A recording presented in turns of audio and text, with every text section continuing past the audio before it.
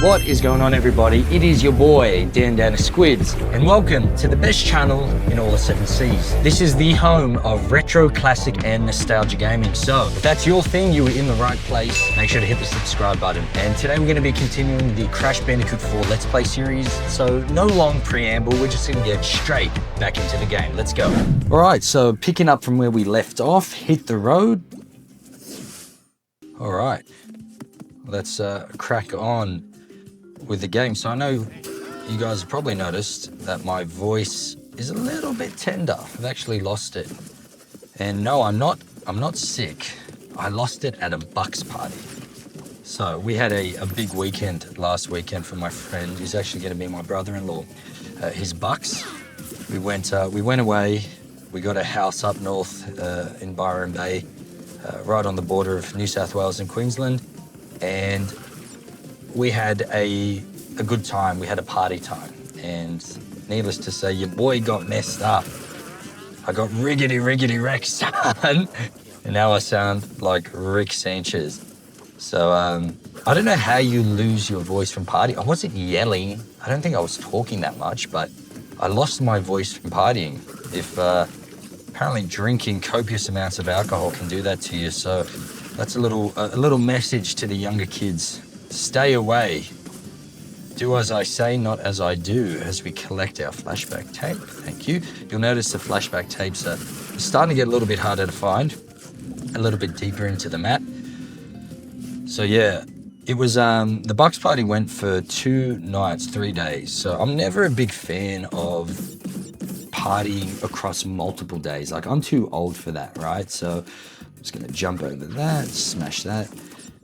Like, you know, maybe when I was younger I could kick on, but now that I'm older, man, like, I want my party to end after the one night. I do not have the stamina or the endurance to continue partying. Oh, bro, that's so annoying. Yeah, so this time, let's start from a little bit further back and get that slide jump going. Right, there we go. So it wasn't too bad. There we go, alrighty. So yeah, basically, the party went on for 2 to 3 nights. And the first night, I went too hard, because basically we flew down, we flew up to the Gold Coast, and the flight was at like 8 a.m. So we started drinking on the plane, which is never a good thing. It's never a good thing to do, drinking that early. First of all, drinking at altitude actually makes you drunker. That bastard. All right, let's try this again. But yeah, we started drinking on the plane, and then we land at Gold Coast Airport, and then we continue drinking. So we're like these, I mean, if you saw us, you'd be like, what's wrong with these guys? It's 9 a.m. and we've got pints and pints of beer on our table. And then from there, one of the boys, who didn't drink, mind you, we do the right thing here. One of the boys drove us down to Byron. It's about, 45-minute drive. And then the party just continued. And these guys, right, they're a bunch of degenerates, right? Think Wolf of Wall Street level. Ah, bastard. Okay, we got it now. Yeah, so I'm with a bunch of literal degenerates. These guys are just animals, and oh shit, it's cutting it close. And the other thing is, I mean, I only knew probably about 4 or 5 of them, and there was 20-something guys here. 20-something guys. It's never a good idea to get 20 degenerates in a single room for a weekend. So everyone was egging each other on, everyone was G'ing each other up. So, the drinking game started early, the beer pong started early. And it might have been a bit of a blessing in disguise, but by that evening, so the evening of the first night, I was so, like, I'd been drinking for so long and I was so tired that I ended up getting like really sick. Like, I copped a massive migraine, like severe migraine. And then I started to get really nauseous in my stomach. And I went up to my bedroom, and because we're all staying in this massive share house. And I ended up just like, tossing and turning in my bed. And eventually I'm like, all right, I'm gonna spew. So I preempted it and went into the bathroom and got on my knees and started just dry heaving, right? Like, just really aggressive dry heaving. And like, it was the worst thing ever, because you know that feeling when you're sick. And by the way, I hate vomiting. I'm not one of those people that just like, oh, tack vomit and I'm all good. Like I try to avoid it at all costs, because I just hate the sensation of vomiting. It's so like ugly. But like if I have to do it, I have to do it. The benefit with vomiting is, generally speaking, you feel better when you get it out, right? What am I doing here? Yes. But the problem was, I was on my knees, dry heaving, like aggressive, like stomach fully contracting, like screaming down the house, and nothing came out. Like it was just a pure dry heave. Nothing came out. So it was like the worst possible scenario. Why did I jump? All right, patience, brother. That's what we want. Patience. And time that beautiful. All right, cool. Yeah, it was like the worst possible scenario where, oh shit, little sneaky bastard popped up there. Where I had to go through the sensation of vomiting, but I didn't get the relief of vomiting. So I ended up laying in bed. There was no position that I could be comfortable in. Like I had a migraine, so any position I laid my head down was hurting. My stomach was hurting, so I couldn't, lay in the fetal position, or there was no position my stomach could be in where it just felt like at ease or settled. And the worst part about it is, what's going on here? Okay. Old mate's gonna chase us. Typical chasing. Ooh, ease up, big boy. All right, let's go. The worst part about it is, you're in a house full of 20-something boys. Do you think any of them carry Panadol? Just think about that. If there was at least one girl around, there probably would have been some Panadol, but no Panadol, no Nurofen. The boys don't think like that, so there was no relief. Anyway, just to make matters worse, I'm laying there in the darkness of my room, and I just constantly was being disturbed by the aforementioned degenerates. One of the boys who, by the way, this is a funny thing, there'll be a guy who's like seemingly normal and seems like a pretty normal, chill guy, pretty charismatic, pretty funny. And then he gets on and he gets fucked up. And then when he's in that state, he turns into a completely different person. And it happened a few times where I'm like, oh, this guy's pretty cool. And then he's hammered and it's like he's a completely different freak. And one of these freakazoids kept coming into my room, like bumbling, barely able to walk. And I remember once he came into my room, opened the door and walked in, right, meanwhile I'm trying to sleep, walked in, shut the door behind him and locked it and just stared at me in the eyes for like 20 seconds. And then I'm like, what's going on, bro? And he's like, are you scared? So now I'm thinking, what the fuck is going on with this guy? Scared of what? Somehow we still missed 5 boxes, even though I felt like I got it all. Anyway, I'm like, scared of what? And he's like, of me. And I'm like, why would I be scared of you, man? And he's like, because I'm dangerous. So at this point, I'm thinking, I'm going to have to get up and like clip this guy in the fucking chin and knock him out. Like I'm starting to get defensive here. And then he's like, nah, man, you're cool, bro. You're cool, eh? So then I just went into the bathroom and locked the door and waited for him to leave. So these are the type of weirdos that I was partying with.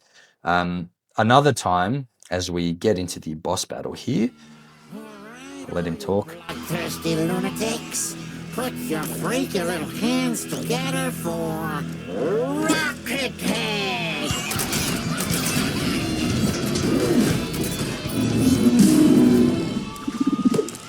1, 2, 1, 2, 3, 4. I'm actually curious to see how these boss battles pan out. Like I'm assuming the first, obviously, he looks like he's got 4 iterations of lives. The first life will be easy and then obviously gets progressively more difficult. So I'm assuming, yeah, as is the typical Crash Bandicoot fashion, do some damage, go up, hurt him, take away a life, and then it amps up each level. Cool. Yeah, one of the times I was in bed, right, laying there like half dead, lights off, the door opens, and then one of the boys walks in with a stripper and he says, all right, mate, get up, I need the room, right? The audacity of this guy. So I don't know, he was trying to get a lap dance or something. But the audacity of him to be that fucking selfish that your friend, right, one of the boys is there, on the verge of death, in bed, lights off, and you decide it's appropriate to walk in and say, get up, I need the room. So obviously I told him to fuck off and they went somewhere else. But yeah, so this was the crazy weekend I had. As a 31-year-old man with a family, I can't be doing this shit. I do not recover, right? I'm not made for this stuff anymore, right? So anyway, the worst part is I get home, everyone's in a state. I'm in an absolute state. I'm exhausted because, again, we're not really getting any sleep either. So it's this like, this combination of factors that are leading to just the worst things ever. You know, by the way, I work shift work. So, you know, my shift sleeping pattern's already cooked. Then you add no sleep, partying, a bunch of other things in, and it's just a recipe for disaster. So I get home, I'm wrecked. And then my wife's working the whole week. So I've basically got to take care of my son for the entire week, which, you know, it's your responsibility as a dad, take care of your kid. But my son is so nuts. He's so high energy. He's a 2-year-old boy, right? So he's just like all beans. This is starting to get a bit tricky now. Oh, damn it. We've got some moving platforms and little fire heads who love to dance and shake their booties at me. Not too dissimilar to the very strippers. Anyway, yeah, so my boy is full of energy, full of beans, and all I've wanted this week is sleep. But alas, it has evaded me. I've had no rest, no ability to chill. So it has been a very taxing week. There is a lesson to be learnt in all of this, guys, as I think we've basically beat him. We just got to get up there and spin him one last time. The lesson is bad company corrupts good habits. That's an old saying. And, you know, like when you're surrounded by, oh no, am I going to make it now? That was bad. So when you're surrounded by a bunch of, I better let this play out. I'll continue the yarn in just a second.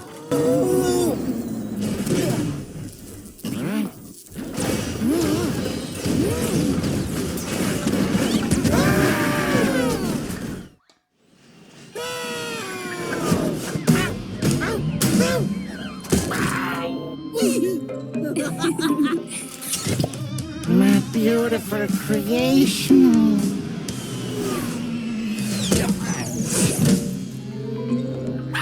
I got him!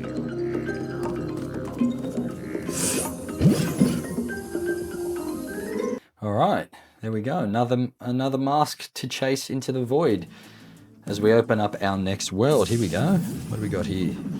Ooh, pirate ships. I love that. Love that aesthetic. That's cool. So we're keen to jump into that, but first I think we actually have the flashback tape. I think it's good to just kind of knock these out as they come, so let's do that. But yeah, just to finish my little tale, bad company corrupts good habits. Do not go places, do not put yourself in environments where it's likely you're going to be corrupted or do things that you're going to regret later. It's best to just avoid those environments entirely. Do you think I would have learnt that lesson by now? Am I going to be able to reach that? Double jump. No, I've messed that one up, haven't I? Oh no, I got it. There we go. No worries. Yeah, it's like the best thing to do is just to, oh, what am I doing here? Ah, damn it. There we go. Oh, what's happening? How the hell did I make that? That was just pure send it energy. All right. Yeah. You think I would have learned these lessons by now? But at 31, I'm still learning. We don't have it figured out yet, fellas. But it's days, well, it's weekends like this where you end up cooking yourself, and that's where the regret comes in. And as long as you learn from, how am I going to even get that? Oh, do I have to spin and then jump? Whoosh. As long as you learn from mistakes. If you don't learn from mistakes, well, you're destined to repeat them forever and ever. So learn from your mistakes and do better. Be better. Anyway, I need to like lock in here because we're starting to get a little bit tricky here. Look at that. Look at that control, lad. That's some good fine motor skills, brother. I figure out where we're gonna go. Yeah, man. So when you hold X on a box, it gives you that little boost, and then you throw a double jump in there, you can really clear some mad ground, man. Oh, no, I've overshot that. Okay, now what are we doing here? So I think I'm gonna knock out the top and these couple here. Like in the back. Because I don't know if I'm gonna be able to send it from this, so. Oh, what's happening? Oh, bro.